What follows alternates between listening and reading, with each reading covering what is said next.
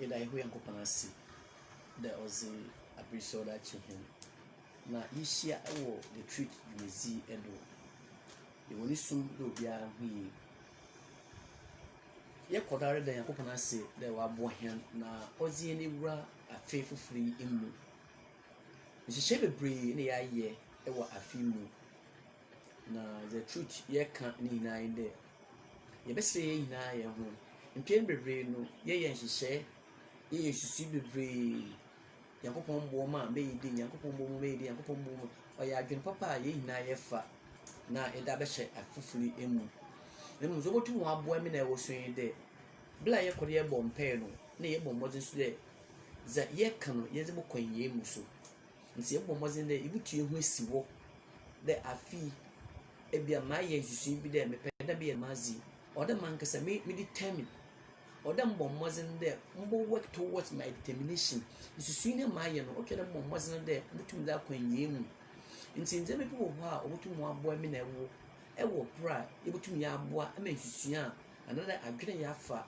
de yɛpɛ de yɛyɛ adeko no wɔtum na wɔaba mu ebi dɛ yɛbɛtum na yɛ work hard ɛwɔ dze yɛyɛ no ho ɔde ɛyɛ discipline ɛma yɛn hyehyɛ yɛayɛ no sɛ dɛm ndzɛmba nyinaa ntum ankɔ da yɛbɛwɔ hɔ a afiri bɔkɔ wiei no na adze yɛpɛ de yɛyɛ no yɛntum yɛanyɛ yɛbɛka akɛhyɛ anada yɛ su biem nti yɛbɛsrɛ yɛn nyinaa yɛn ho wɔ bla a yɛbɔ mmɔdzen na yɛayɛ nhyehyɛ atoɔ da afi yɛpɛ de yɛdi no yɛbɔ mpɛɛ no ɛna yɛbɔ mmɔdzen dɛ nyankasa so yɛbɛyɛ yɛn ho na yɛayɛ dza ɔwɔ de yɛyɛ wɔtum na yɛdze aboa yɛankasa yɛn ho na yɛnim dɛ sɛ yɛyɛ no dɛm a yɛn Nyankopɔn a yɛsom na ɔyɛ nokɔrefo no ɔbɔkɔ do na wayɛ anadɛ waboa hɛn na yɛtum yɛayɛ ɛne wɔn nyinaa ase ɛwɔ kɔn a wafa do na waka no ho ɛwɔ bla a yɛhyɛ afe a ɔbɛsi ne ase yɛdze no kakra Nyankopɔn no adom ala yɛdze afe no nyinaa bɛwie ɛma yɛasan yɛabɛhyɛ afoforo ase biom yɛde wɔn ase bebree yɛn mpaebɔ no yɛpɛtɛ sɔrɔ dɛ Nyankopɔn hu obiara mmɔbɔ na obiara ne sika a wahwɛ ɛwɔ dwumadzi do no Nyankopɔn hyɛ n'anan mu na ɔmbɔ afoforo so ma wɔn nya pɛ na mboa biara wɔtum aboa ma Nyankopɔn n'asɛm atum fɔm no yɛn nyinaa so yɛmfa yɛn ho nhyɛm na yɛtum yɛn mboa wɔwɔ dze a wɔtum ayɛ aboa yɛn dɛ ɛbɛkɔ do na like na share ɛdze ama wɔn yankofo ɛbɛkɔ YouTube na subscribe de save abimensa na etum aboa me yɛn nyinaa dwumadzi a yɛdzi etum ewia pɛ yɛ ɔno na wɔtum aboa yɛn nyinaa ɛwɔ dɛm dwumadzi emu yɛda ho ara yɛwɔ adesua a ɔyɛ anointing oil na de pene a ɔbɛsini yɛbɛtwa adwene bɛsi do dɛ Onyankopɔn a ɔkyerɛ anointing oil ɛwɔ Bible mu no nankasa ma detailed recipe ɔma nhyehyɛ a ne mu dɔ ara yie ɛfa anointing oil ho nti ansa na yɛbɛtum yɛnya dɛ biribi wɔ hɔ a wɔfrɛ anointing oil no Onyankopɔn ɛdze nhyehyɛ sonko ɛde too damaadze no ɛho nti ntumi mfra ngu biara dɛ ngu yi ɔyɛ anointing oil kosi dɛ dɛm ndzɛmba a Onyankopɔn kan no wɔtum ne nyinaa aba abobom nti Onyankopɔn nankasa na Moses do ɔba bɛkyerɛ ingredient a wɔmfa yɛ dɛm anointing oil no another spices a Onyankopɔn nankasa kyerɛ dɛ wɔmfa mu bom na wɔtum mbɛyɛ dɛm anointing oil no nti kyerɛ sɛ obi ntum amfa dɛm ndzɛmba nyinaa amfa mo bom di a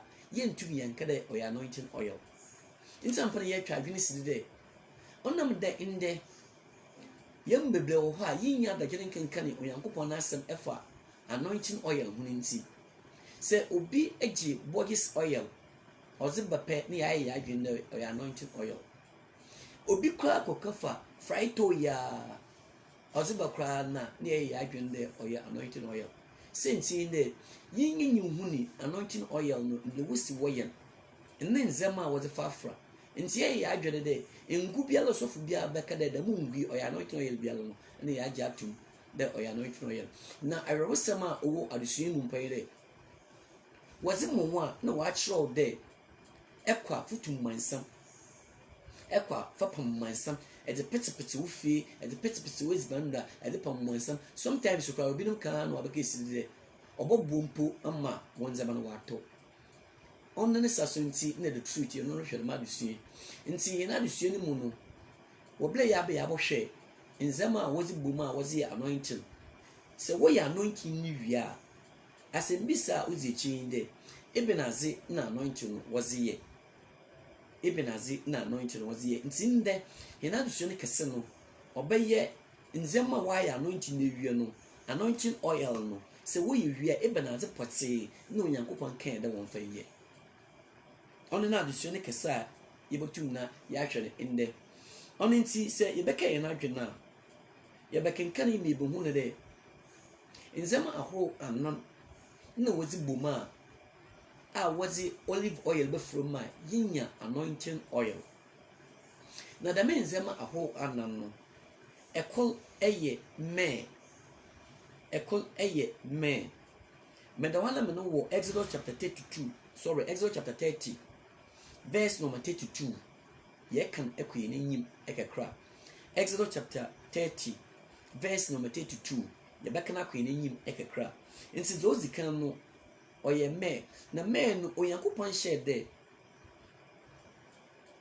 o kire dodo a o twel de Moses offer and said wotu was da be anointing oil nti Moses no ntumo moni timu no onfa me biara dodo biara no onfa ye ka de oyankopon was specify no the pin of say bakwa adwe mesi de baby oyankopon agba azizini pote no entum enye substitution entum fa bi fufu enfa mesesa nti oyankopon ka kire Moses de onfa 500 shekels of me nti 500 shekels no oyankopon share de onfa ye nti se Moses ko no ko kafa 400 300 and 600 da waiting wa fun oyankopon ne hihye nti oyankopon ze o kire pote no o twa dem Moses o ti de oyankopon kire pote no o zi yedwuma nti oyankopon kire de onfa me no mfa ye nti oyankopon bede na ezide me no ommo mazine de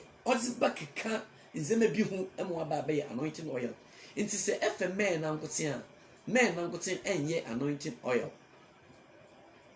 me na nkote enye anointing oil na me botwe bi de besidi de me baby ayenya me eye Somalia Ethiopia ene Arabia demi imbia ahorowi na wunya me afiwo nti so be ne de obi peda oye Bible mu anointing oil ni bia na chede odo tum na okọ Somalia another Ethiopia another Arabia na okọ to men ni bi na ozeba so until them so dia na chede odo obi tumtun men ni bi ewo ekure ya ye womi Ghana omani ya ye womi bi nti so yelen to ni bi wo ha dia o twede nimpa bia la opera ye anointing oil proper Bible mizino o twede okoda me mbia ahuru ya ya bobo izini no kokoto men no ozeba Bible ba kire de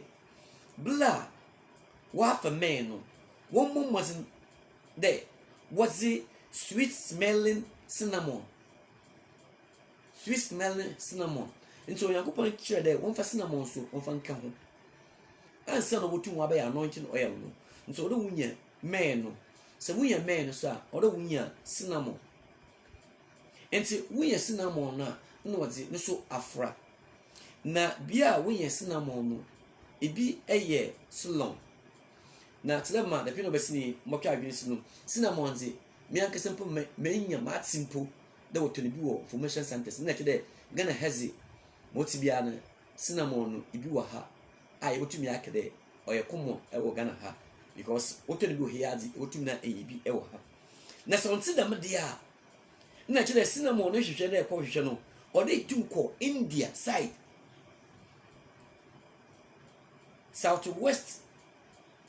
southeast coast of India say enye bi e wo Ghana ha kede ho na ode tum na eko because Ceylon no eho na ebotum na etrace eho na ebotum na trace nti se yinya men no yinya cinnamon no yezigboma onyankopon be kire de ode wunya sweet calamus another sweet smelling cane nti ode utum na wuye dem sweet smelling cane so na wasika ho na sweet smelling cane no baby a ebenye bi eye Asia na Asia no kwa no ode inye no wo mashi area another water lodge enti dem water lodge no another mashi area no na ebotum na enya Calamos ewo ho enti dem Calamos na ebenya no chi de Asia ho na ko na Kenya enti so ba na de Ghana ha won ton Calamos no ebi wo ha another sweet smell cane no won ton ebi wo ha na kiro de ekɔ Asia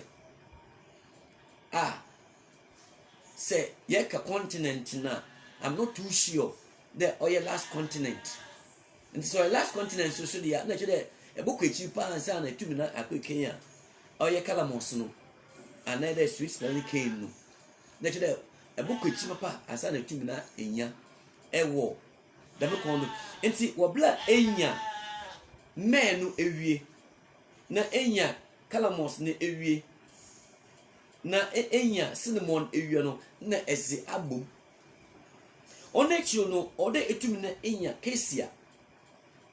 Casia enti enya Casia na ena za akadama 3 na ezikani yen no Casia no so Arabia na wunya Casia ni bi ewo ho enti se obi pede oye anointing oil Bible mizini bi so obi pede oye anointing oil Bible mizini bia ekele odo otum na oko Arabia na oko okafa Casia oziba enti oko Arabia ho a obenya me eso ho nti obotum ato me no so ho na ozaba be ni anointing oil Bible mizini ebi na abra wa for the men zema aho anani na ewie no Bible no say odo was it the hint of olive oil and say odo ususu 1.5 kilogram na wotum wasika oye the me cinnamon Calamos ene Casia no eho enti as olive oil no bafra enti as olive oil no the fra wia and the Bible no say oil holy anointing oil enti inya as the me nzema hu enumi ezigbo me pe Bible na nkese se wo fredam azino holy anointing oil na the mazino no Yakobon kan de Moses sinye na onfomboa ema Yakobon adwuma enkodo ewo Israel asase edu na olive oil no so Israel ina ebeyebi na o common ewo Israel ho enti da me nzama aho enumi ina wozi boma obo obeye holy anointing oil enti da me nzama wozi boma no abeye holy anointing oil asemisa yelbisa ewo adusuen hu ede wana no we da me nzama aho enumi no oza bom emo ababeye anointing oil and me yadwen den kofu bebre afa enkuto yala slemu nku yala ena wana anu emo wa yesusu ena waza abeye anointing oil obinim afa da mukonido obinim akoto bodies oil ena waza ayo anointing oil no obinim afa fried toll yella ena waza ayo anointing oil because se wo for fried toll no na wazi bribia oyihu kakra mechira laventa wazi from CCRA onam da inyim anointing oil nlosi otinenti why gonna be ya wo there anointing oil na enya onam da inyim na sofu na oza ma oninti ebe ye wadwene there oye anointing oil the truth ya twa wadwene sido yele mehu there Bible mu say ye can anointing oil la composition no onini enzama wazi ye no na Bible aka it is in your Bible Exodus chapter 30 verse number 22 na kana ko wanyim na obobo bebre emehu nsɛm na ɔwɔ hɔ no yɛbɛkenkan akɔ enyim ne yɛahwɛ nsɛm a Onyankopɔn ɛka ɛde fa dɛm nsɛm no ɛho. Then yɛnasɛm bisa a ozi hɔ a yɛhwɛ yi bla Onyankopɔn ama ɔman no ayɛ anointing oil no ewie no. Then wɔmfa dɛm anointing oil no wɔmfa nyɛ. Bla ɔman no wɔayɛ dɛm anointing oil no ewie no. Then na Onyankopɔn kan de wɔmfa dɛm anointing oil no wɔmfa nyɛ. Mama no wɔmfa adesua ɛkekra ɛwɔ Exodus chapter 30 na yɛguda a yɛrehwɛ no. Na yɛmfa adesua ɛkekra ɛwɔ hɔ. Chapter 30 verse number 25 na yɛmfa adesua ɛkekra ɛwɔ hɔ na yɛmfa nkɔ yɛn anim. Chapter 30 verse number 25 Exodus 25 and say, and you shall make from this a holy anointing oil, an ointment compounded according to the act of perfumer. It shall be a holy anointing oil. And it shall say verse number 22. It shall say verse number 22 now. Verse number 22 no mama say there nzema yebobo ezin kane no mekyerɛ sweet calamus, cinnamon, cassia, olive oil. That means I'm not ezin no. No le kyerɛ sɛ wɔzini nyinaa ze boma.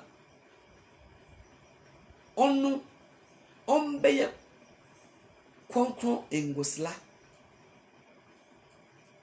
Enti dɛm na Onyankopɔn nankasa ɛkyerɛ. Na Onyankopɔn de nezi de ɔmbɛyɛ konkron. Enti yɛbɛsi yɛn ho dɛ bla Onyankopɔn nankasa ama ɔman no. Ɔna Moses nsado no wayɛ dɛm holy anointing no. Ebenaze na wɔmfa dɛm holy anointing no ɛnyɛ. Ono na wadusua na yɛahyase de Yerusalem ɛwɔ Exodus chapter 30 no. Verse number 25 to verse number 26. Verse number 26 no yɛnhwɛ za kyerɛsɛm no ɔka ɛwɔ nkosra no ɛho. Verse 26 no si. Verse number 25 ɔse na fa yɛ ɔsɛlɛngo konkron eduhwam a wafafra eduhwam fro nyinaa mu na ɔnyɛ ɔsɛlɛngo konkron, that is holy anointing oil. Verse 26 na firstly ishembu no ho, that is the tabernacle no. Also ɔmfansle ishembu no ho. Ishembu no ishebebe wuhia no ɔmfansle dam ɛhɔ no. Enti one aza Onyankopɔn ka de anointing oil no sɛ wɔyɛ wi a wɔmfa nyɛ ni. Enti Onyankopɔn nankasa kyerɛ kɔna wɔmfa da wɔmfa nyɛ. Onyankopɔn nankasa kyerɛ kɔna wɔmfa da wɔmfa nyɛ. Ɔno nti yɛkɔ n'anim na yɛhwɛ adesua kakra ɔhyɛm ɛwɔ ha. Enti anointing oil no Onyankopɔn kyerɛ de wɔmfa dam anointing oil no wɔmfa nsla asɔfo no. Wɔmfa nsla ahemfo no. Na wɔmfa nsla nkɔmhyɛfo. Enti ansa na obi baba botum abɛyɛ nkɔmhyɛni ɛwɔ Onyankopɔn ne kɔndo ɛwɔ Jewfo nhyehyɛe kɔno do. Otwel de nyimpa no wɔsra no ngo. Na dɛm ngo na wɔsra no Bible is adanse de ɔyɛ holy anointing no a wɔdzi yi nyimpa no ɛkyerɛ. Mameno mfa adesua ɛkakra ɛwɔ 1 Kings chapter 19. 1 Kings chapter 19 verse number 16.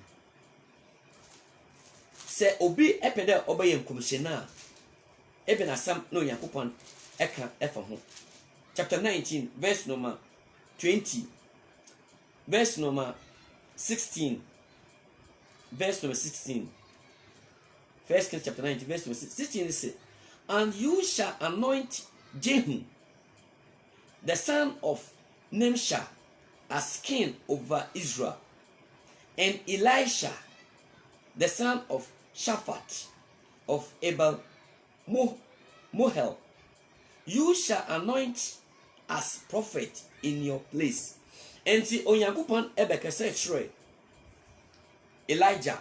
The Elijah mo mazin the obasle oya Jehu na wabo abaye ohen ewo Israel.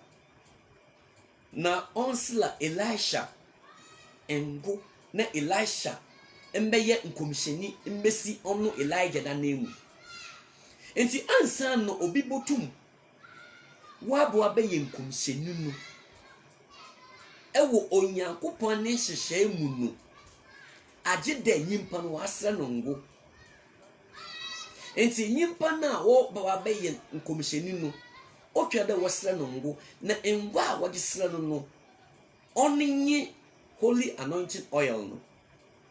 Enti anointing oil no dwumeza wozizi konye de wode sra nkomhyefo no emma onyankopon dwo ntum le wo nkomhyefo. Enti kai nation nso they say yeka holy anointing na another anointing oil na dwumezi kula wodi zin na wodi sle nkomhyefo. Enti hweye ema obi anye na adwene de ogedama anointing na wase waye no onfonko do de kasle enzema watan eho de ozroko no de kutu mwansam dabi bible mu holy anointing wonfuntu mwansam ewo bible mu yakwe n'enyim ekekra azekula wazi holy anointing oil wazi yesu yin de wagesle ahemfu emo obeye ohen ewo onyankopon ekondo wagesle ahemfu emo obeye ohen ewo onyankopon ne kondo. Mamena wonfa adusua ekekra ewo 1 Samuel chapter 10 verse number 1. 1 Samuel chapter 10 verse number 1. Na yemfa adusua ekekra ewo. 1 Samuel chapter 10 verse number 9. Verse number 1. Sorry, verse number 1. Abla Samuel Osla David engo. Iya na gina ekan chapter 9 na. Chapter 9 be yimfini natural matiasi the ampa okasafa Saul na Samuel eba beseno engo. Saul na Samuel eba beseno engo. Na yenhweza okay ewo 1 Samuel chapter 10 verse number 1. Then Samuel took a flask of oil and poured it on his head and kissed him and said, "It is not because the Lord has anointed you commander over his inheritance." Enti asama oye Samuel okay odichire Saul ni. Ose na Samuel fa flask no na ohwe ngonugu netildo na ofio na no na obisan de enye de onyankopon ase wongo de bahwe ne nkofo edo. Enti onyankopon enam Samuel do asle Saul ngo eme Saul aba bayi ohen ewo Israel abuldo. The same person oye Samuel no onu also no osle David ngo ewo bra onyankopon yi Saul efree azedo no so oze dem ngokuliala zgu do do bezi hunda se do onyankopon agina tu da ba so na David ne ba Solomon so wasle no ngo Nathan ene Zadak esra no ngo. Enti ansa no bibutu mu abeye ohen ewo Israel buildo enne mo yankopon ne hyehye kondo agye de wasa no ngo na ngo a wode sere no eye holy anointing oil. Nti the anointing oil na was a me cinnamos calamus, cassia, any olive oil afromuno. Ono no Yankopon share there. One fan sila ahemfo. Ono no Yankopon share there. One fan sila ahemfo. Mama no fa adusua ekekra. Ewo 1 Kings chapter 1 verse number 34 and 39. 1 Kings asema Oyankopon edenezi ewo 1 Kings chapter 1 verse number 34 and 39. There let Zadok the priest and Nathan the prophet anoint him king over Israel, and blow the horn. Say, live long live King Solomon. And to the mabro no Oyankopon ke say che Nathan and Zadok no eye sofu, and Nathan no eye prophet and the nkomshini. And Oyankopon ke say che dem kofo bieni the one ke wo humbum na wansla oye Solomon ngo no mbezi hin ewo Israel asase edo. No wansla Solomon go na Solomon ombezi hin ewo Israel asase do. Na wombo abiem inside ohin Solomon ti asida. Verse number 39. Meno 1 Kings chapter 1 verse number 39. Then Zadok the priest took a horn of oil from the tabernacle and anointed Solomon, and they blew the horn, and all the people said, long live King Solomon. And the Bible say Zadok na oyesofo no ofa amben no na oze engugum na ogesle Solomon na wobo amben no ma omani hina bo ogedede ohin Solomon ti asida ohin Solomon ti asida ohin Solomon nyankwada. And the Bible is a dance there. Olive oil no. Another anointing oil no. Jumeda wagizi. Ekreye wagisle asofo no. The dance there. Oyankopon agihwan atum. Wagisle ahemfo no. The dance there. Oyankopon agihwan atum. Gisle nkomshafo. The dance there, Oyankopon agye won atum. Enti sesi ara no, yehu nkomhyefo won eze. Yehu nkomhyefo won eze. Ya be yebohu ahemfo won eze. Wanye ye kra no, yehu ohina oye Saul bla wasra no ngo. Yebohu David leze. The man also na yehu oye Solomon so nezi. Sisi ya yeko ya kohwe asofo no so. Because ya atwa na besidi there. Bible no kire there. Ye wonkofuku ahuwe basa a wasa won ngo. Na dame ngo na oye holy anointed no. Dame nkofuku we basa no ogisra ho. Enti yimu ebie ni ya hwe sisi ya re. Enti ya leko ya kohwe asofo no so. Za Oyankopon eken edefa asofo no so ehun. Exodus chapter 30 verse number 30. Exodus chapter 30 verse number 30. Za Oyankopon eken edefa ho. And you shall anoint Aaron and his sons and consecrate them, that they may minister to me as priests.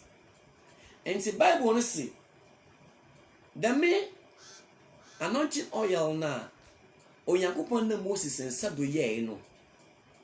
Onsla Aaron a oye ni nua panyin no enenem ba no ngo no onte won ho na won bembe ye na sofu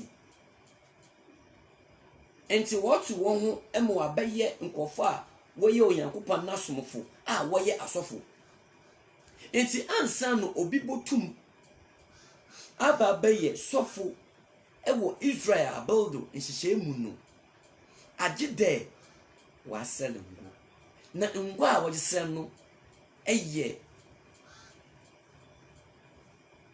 holy anointing oil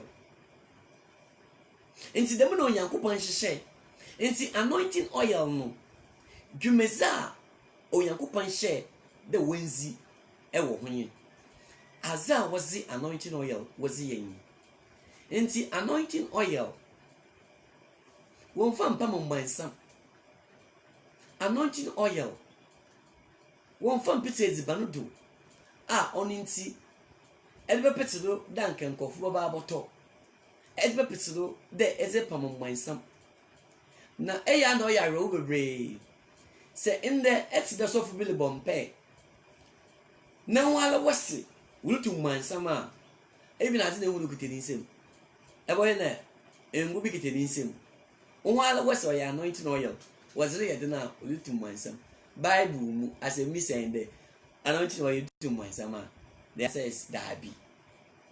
The answer is dabi. Enti wait till there. Za nkofri ye no oyendada. Oye pobo. Oyankopane nyehwe. Oya anointing oil biara no wa ba beye. Na on the people daso waye. Azan nkofri ye ni nine there. Wo bom mazen de obadada no waju nsem sika. Na za oya rawe there. Eka nyimpa ntiase obi ko atum kade so ya anointing oil so ya anointing anpo ye pie wona na dada no wona na le ho no wala na esisi hu the truth ye dwumezi de ye be mehu Onyankopɔn no ko no say ze be ye dwuma senkefa ye dwuma no ono de oye ne kase ewo wo ncha o se no Onyankopɔn akade ze waka no na obegina de ebu ewo enye emi atem oni ti ne yebo ehun mazene de ze yinyim fo Onyankopɔn ne kwalo hu biara no yebo mazene de be mehu it's up to you there's be yedwuma adada nkepa yedwuma enti wonemu na weyi won wesi wo de we ya nkomhyefo weyi won wesi wo de we ya asofo ni hina ndada kwa oyendada wo pede wo pie wonsem mfoso wo pede wo zi hu gwa hwete yasema onye Peter eken e wo 2 Peter chapter 2 menolikan e wo verse number 1 na mezu ebesi verse number 3 2 Peter chapter 2 verse number 1 na mezu ebesi verse number 3 verse number 1 say but there were also false prophets among the people even as there will be false teachers among you who will secretly bring in destructive heresies, even denying the Lord who bought them, and bring on themselves swift destruction. And see, Peter na mo kan yi. O say, bribi abesin no. E na wo nkomhyefo atrofo e wo mu. E wo apamdada emu. E wo Jewfunu emu. Na inde Christensuma bridi ye benya achechefo atrofo and in the we are not expecting any prophets ye nim there prophets bi ale ni wo na we your false teachers achechefo atrofo ebebre ewum ebi ni wasam na iguda yereke wo begina so de mu ho na water anointing oil Bible mu anointing oil Onyankopɔn kyerɛ adze patsia wazi anointing wazi ye na so water no ma so no de onfonko mfanka pati wafie mfanka pambansam onfonko koton wazi we na ye ndada oye pobo oye sisi nyimpa mpia no kwa ona ne nipa mpia no kwalinti second question kwa pa wangi ntum na zoya rawe de na nkofuro bada pe e wanyimpa olbo mazen do baka no kwa no se e bada pe se amba da pe on sisa zo Onyankopɔn aka onyankopɔn nasɛm ɛyɛ nekwal ɔno nti oni Peter nasɛm a wade lezi inyi ɔte dɛm nkɔfo no wɔse dɛm ndaadaa no ɛba na wɔdze ɛwankasa wɔn ɛkra ɛkɔ ɔsɛe mu. Verse number 2. And many will follow their destructive ways, because of whom the way of the truth will be blasphemed. Ɔsi na nipa dodo ala ebezi wɔn ɔsɛe no akyiri ndaadaa no wɔsreba no nipa dodo ala bezi akyiri na akyiri a wɔbezi no wɔbɛkasa nsɛmbɔn afa no kɔɔ no ho wɔbɛka mususɛm afa no kɔsɛm no a ɔwɔ hɔ no ɛho. Verse number 3. By covetousness they will exploit you with deceptive words. For long a time their judgment has not been idle, and their destruction does not stumble. And the Bible wants to say, when them in that condo, bepe wo for so. When them in you build, bepe wo for so. And see, they are making merchandise of you. Wo for so pan wa piano. Na nketse na music kan ekan yi. Wa kwa kafa, bibi keke baby. So ye body soil, so ye fry to, no ozela binte bia film. Keke baby no de bi gina ho. Old currency 2 million. Old currency 5 million. We hina yandada. We hina si onyankopon asam. Hey, blibia wa bese. Me look at John chapter 2. Yesu Kristo kware na wezigwa ewo. Koko ihyiemu ho no. Temple ni mu no, even as na Yesu Kristo ye. O scatter the means every hina na dan o kan. O se wo na jefie no wenzi go ho. Enande asol dem na nkofo aje sim ho na woton boje soil na woton fry to na woton mbuko ko nyina ho ni hina in the name of what? Anointing oil. Munia Bible no say oyendada oyepobo inde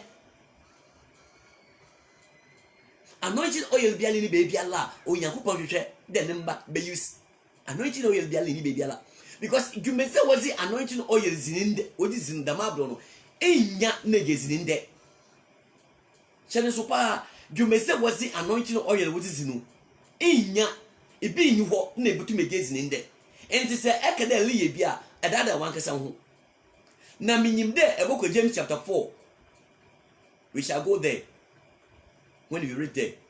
Yaboko ho, see everywhere, near Koshede as or even as it. Enti onyankopon asem si hu dase de oyandada oyepobo asofo lebo what dada members na oyarwo eka na nipa so enpepe me pie nanyen. Oh yes, na be na nkapie ebeye na nkapie senti de eye wadwene de ezo onyankopon no ko no be yedwuma ba ne kwesi mo be de se anje ne ko na nza mo yimfru onyankopon asem no ko no on yahwe on papa on sisa mo tina na obate on ntitwe mma wankasa andada wankasa ho na onyankopon enam Paul do ka asem bi e wo 2 Thessalonians chapter 2 me no le say e wo verse number 9 na me wako verse number 11 ti asem a onyankopon ken se aye wadwene de ye kan ko no ye kedo onyankopon aka na mfa nya adwuma na ebezi bogi so yelechi na ebeti fry to wechi da ampa mo ti bia no ye pio na pia fine obi ala nka hwe obi ala ntumi ye hwe because one day to one day use ka na wona so na enimiza use ka da pedesi ye obi ala ntumi si wo kwan na mo ye mehu de onyankopon se andi de me no ko se mi antuma oba mo ho kwan e ma kodo na agenda da ezi mamno fa dusua ekekra e wo 2 Thessalonians chapter 2 verse number 9 manolo kan ekesi verse number 11 9 say the coming of the lawless one is according to the working of Satan with all power, signs and lying wonders and with all unrighteous deception among those who perish, because they did not receive the love of the truth, that they might be saved. And ti wose odadaafo no neba oba no onam dada anwoze ne nsanchada onye nokol emu na enwona wonsen no ebokodo agedama asem na ezi adentira ze na wanje nokol ni nzi ema waje wona nkwa wanje nokol ni nzi ema waje wona nkwa enti se ye waje de enji nza onfa bia no ho Oyankopon si obinim wo ho a obedifo o se ne we waje obege nokol na ezi. Verse number 11. And for this reason, and for this reason, God will send them strong delusion that they should believe the lie. Also, on them sense, on them then no corner prayer, one day no corner nzi. Obosuma honfi e manipa na age da ma tro nazi. Obosuma honfi e manipa na age da ma tro no ezi. Da ma je onye Yakobon anyimo. Da ma semi onye Yakobon ibi esida e wa pamde dem.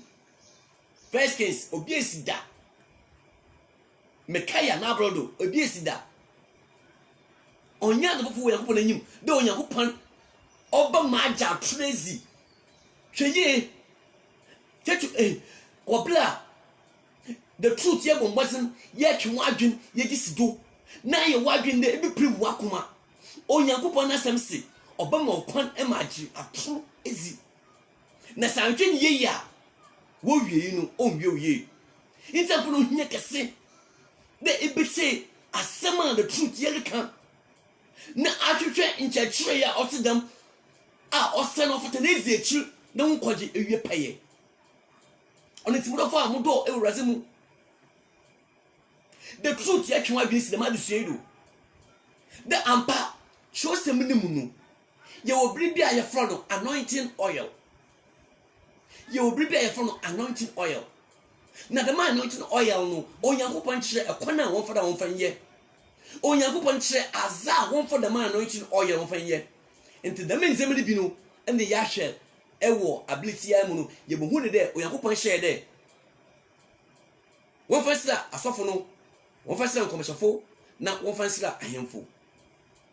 Say ye the men nkofuku ahro eba say friwa Onyankopon be share there anointing oil no wo fanzi dwuma ewo ihyemubu no eho Onyankopon be share there them anointing oil no wo fanzi dwuma ewo ihyemubu no eho mama no fa adusua ekekra ewo Exodus chapter 30 verse number 26. Verse number 26. With it, you shall anoint the tabernacle of meeting and the ark of the testimony. And see, Onyankopon shall say, on the Moses don't share. Say ye the men yimpana. What's the anointing oil? What is the one if you are? You may say one far anointing oil. What's the fancy? And see, you may say, okay, the way you know. Oh no, Onyankopon and then Moses do. What did they see? The ampa one for slay or ye one in Tambadano and ne one ark no into Onyankopon Nankasa as a patia. One more wasn't do to na was it asle into Onyankopon the Mishini Narono or the ma Israel mba and now Moses no on inti Obiali in Mukona over 2 wires on the pet. And the Bible no say na fasre ehyezibu no enye dase adaka no ehyebu no ene dase adaka no that is one tabernacle no and the ark of the testimony no on fa dame ngoro mfanye on fa sira ho Onyankopon ni hyehye ni enti asa woti ye ni ho asem ye kan yo dame ngoro anointing no ye no aza wazi yen ye kwen nim na ye hweza shosem no okay bio na opon enye no hu enzama no hinara enti epon na o hona nzema sisidu ni na wo fa bi sira pon no ne nzema o sisidu ni hina Onyankopon ni hyenyi yakasa fa holy anointing oil oslangu no Onyankopon se aze won fa yen de opon na wote dame konkon nzema sisidu no won bomazene de wote dame ngono besa dame nzema ni hina enti yiye enyimpa Onyankopon ma ho kwan emma wote oye ngono sira ho no nzema bi wo ho a Onyankopon hye de won fa dame ngono fesa dame nzema no on enti bodo fa modo ewurazi mu yenhweza trosam no okay bio ene kan edua ene no ho nzema no enti kan edua no dem kan stick no nzema wo hu ni na so won fa dame ngono sira ho Onyankopon ne hyehyɛ ya ozema Moses da oman Israel enkodo na wonye no fombo a no Onyankopon na adwuma ene edunhom show afolibuchi no baby what is show frankincense no osi owani na no wonbo mazene de was the holy anointing oil no bokodo na wodi asada menza anointing oil dwumeda wodi zi e wo Onyankopon na asem hu enti anointing oil no wo fam pita ezibano do de ode pom mansam wo fam pita ezibano do de oninti nkofo moto ezibano won fa obi yela won fa nko de wode koso ni tirudo em wate apo obi utu mansam a wo nko de wode kutu ma da bi se inya ekada anointing oil da ma tin wazi ye pe na kini ma anointing oil azu wazi ye na Bible so wo azu wazi anointing oil or Bible in Exodus chapter 30. Exodus chapter 30. What shall say verse number 26. Say pedati as start to verse number 22. Won't come for the way in Nara. Name was a patsia. Was it them anointing oil? Was it? The farm do. Onyankopon na semini. Enti se obi kade. Why ye anointing oil? Emma. Wajese yalba ewa asolimu wo wajese me onye nko Onyankopon asem onye nko Onyankopon asem o sende Onyankopon kire azepati a wazi holy anointing oil wazi ye only the truth ye twa bi sido de memmo biala ndadawo memme biala ndadawo oninti ye for the day so odru baby na epede yezi nkomo a ebotumeje wasembisa ewo page ho eje wase mbise wo ho a ye bohwe ne address e wo ho anede se ebia ebepele ibusu aza akwechire abotu eje wankasa wono mo ho eje wono ma yan ebe fro anede ebia epede eje ye no mo so abotu afre wo black mezini na abewie no 024 58 633 024 58 633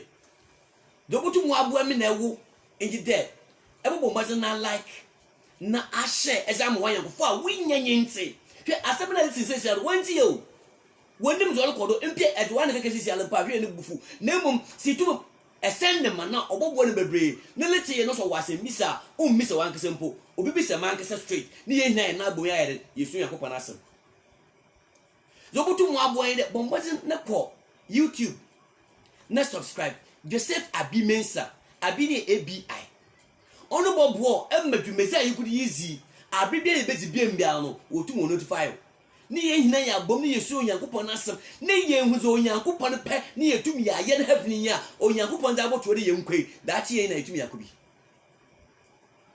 Odo fa modo ewe razimu Orange child na mezo abewie yi ewo inde ezin ho ndezi ye hwe ni na no ye kasa ye zefa anointing oil na Bible chere ekona wo foda wo ye no no nti wa ye wie no den no won foda ma anointing oil na wa ye wie ni won fanye oni ni ya be ye bohu da Onyankopon ni hihye mu no Onyankopon chere de won fa sira hemfo asofo ene komsefo ewo apam da ekondo ewo apam da ekondo the stress word eye apam da ekondo enti yemba apam fofo ekona wo foda wo ye ekwana wo for da wodi edwuma e wo ho enti onyankopon kire de yi de me kofuku ni fiwa de me yimpani yi won fiwa asa wodi de man no no oil wodi ye ebisu yin de won tabernacle no o twere wo se no ngo